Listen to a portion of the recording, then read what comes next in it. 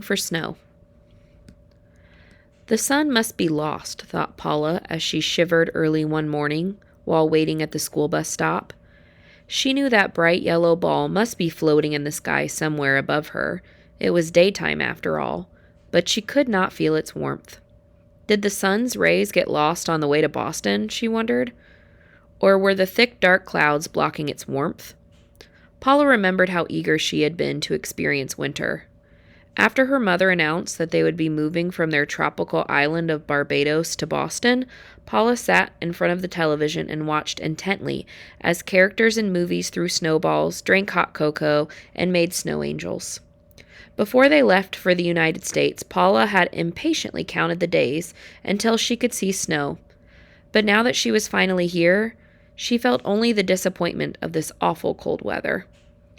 Today, as she remembered the feel of the brilliant Caribbean sun on her skin, Paula smiled and closed her eyes. She began softly singing her favorite folk song, My Island in the Sun. Swaying as she sang and even starting to feel a bit warmer, Paula was startled when a strange voice interrupted her reverie. "What are you doing?" said the voice. Paula opened her eyes, surprised to find she was no longer alone at the bus stop. Alejandro, the boy who lived next door, was staring at her, his hands deep in his pockets and his shoulders hunched over from the cold. Paula marveled at how his breath hung in the cold air floating between them as she spoke to her. "Were you singing?" Alejandro continued. "Are you calling the snow? Don't worry, it's coming." She stood silent, thinking. "I know you can talk," said Alejandro. "I just heard you singing." "Of course I can talk," said Paula, annoyed.